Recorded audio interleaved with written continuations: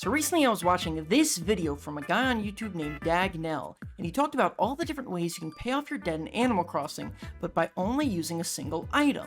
Like you'd have to sell 21 royal crowns, or 15,000 sea bass, or 12,000 sea cucumbers, etc, etc. But I wanted to try and apply this same principle to Stardew Valley, and see how many of a single item it would take for me to complete the game.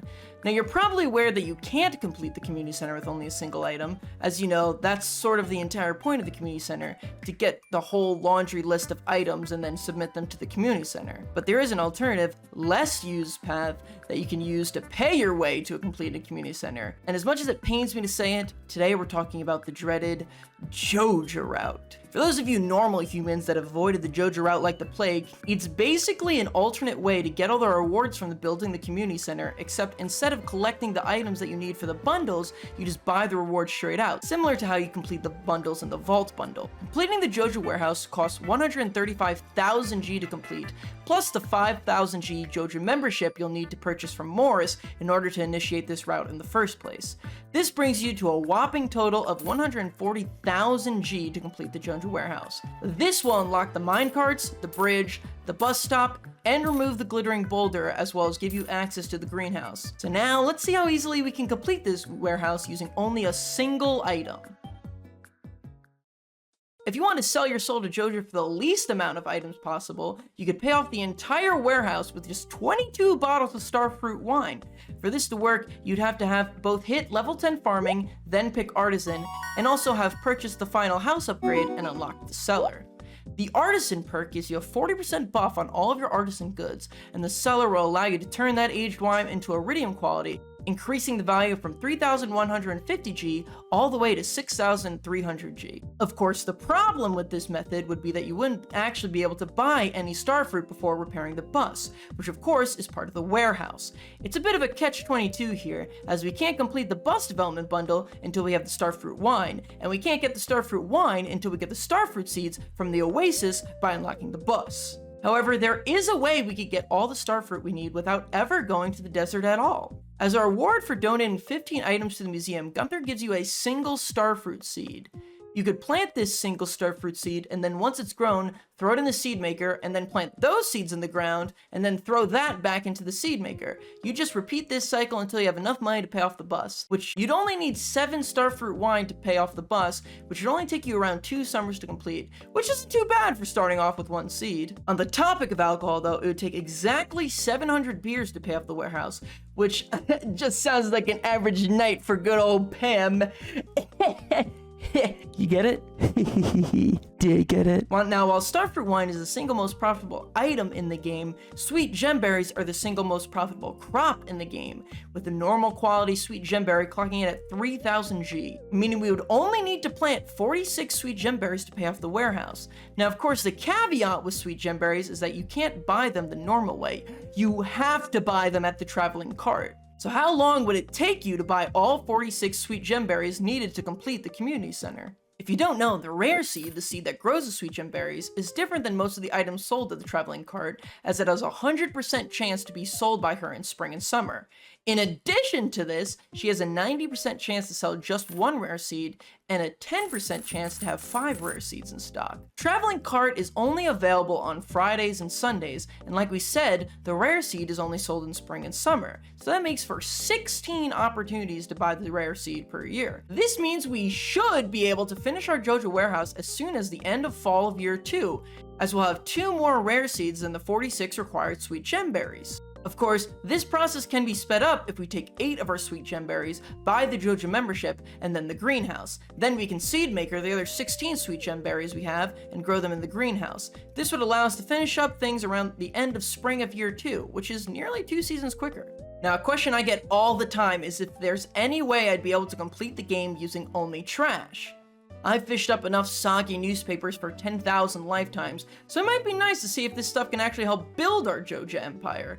Though the problem with this is immediately obvious, as trash sells for 0 G, as, you know, it is trash after all. But there is one way we might be able to build our trash empire after all. There are 6 types of trash that exist in Stardew Valley: driftwood, soggy newspaper, broken CDs, broken glasses, Joja Cola, and finally, the aptly named trash.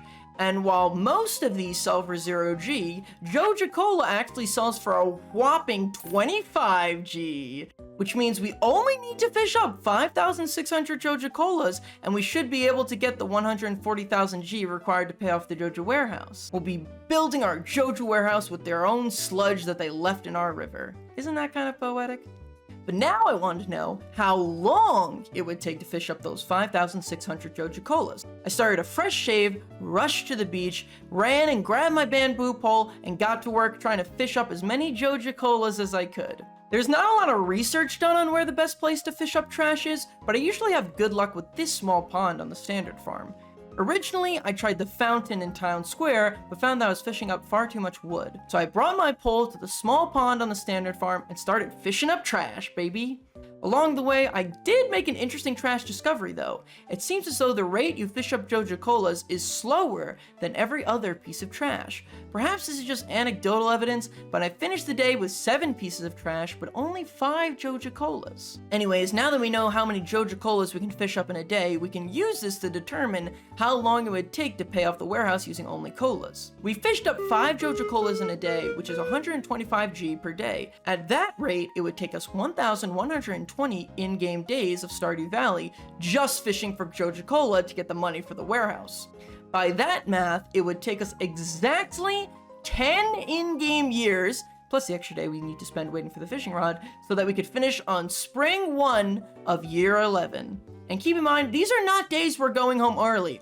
Oh no. This is straight 6 a.m. to 2 a.m.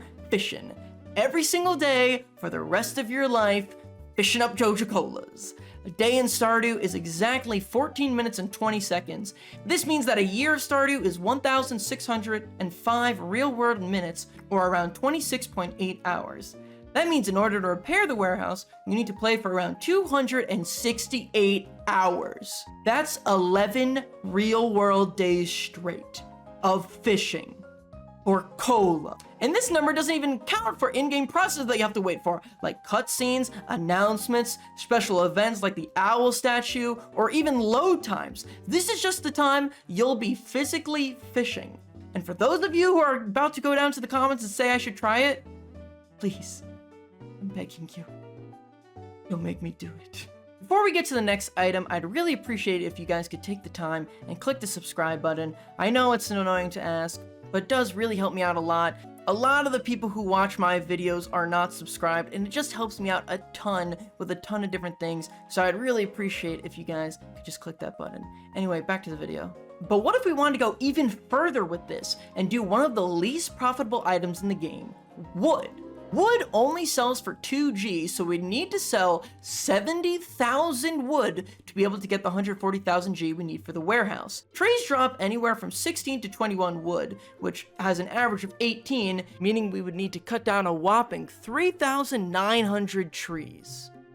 Now, blueberries have proved to be a very controversial crop in the Stardew community, and you'll know why if you check out this video here. But how many blueberry seeds would we need to buy in order to pay Mr. Morris himself?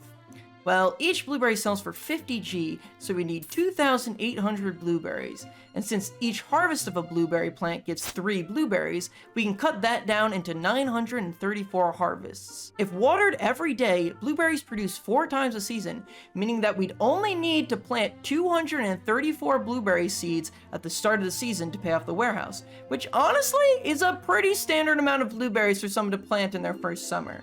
But if you've done all that, you've completed all that, and you're still looking for a harder way to pay off the Joja warehouse, I'd have to go with the king, spring onions.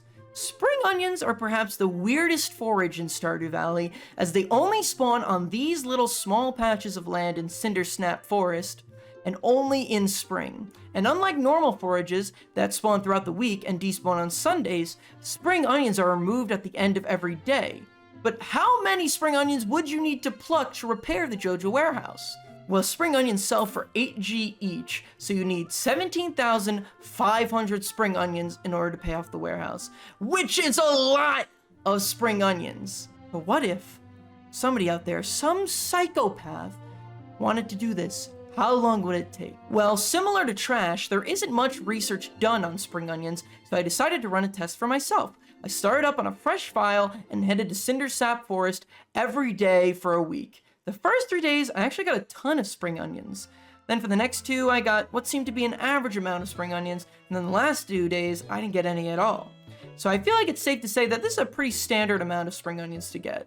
We ended off our week with 50 spring onions in 1 week's time, or 400 G's worth of spring onions. Spring onions are, like the name implies, only available in spring, so that would be 1600 G of revenue a year. That means it would take approximately 88 years in-game time in order to get the 140,000 G required for the Joja warehouse.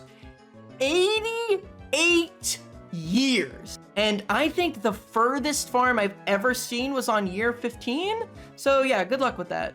But don't worry, we can bring this to only 18 in-game years if we get Jazz and Vince's Spring Onion Mastery cutscene, and increase the Spring Onion selling power by 5. So there, now it's only 18 years. Now you might be asking, why did I do all this research? What does it all mean? What can anybody use this for? Why'd I make this video at all? You can also use 2,800 chicken statues.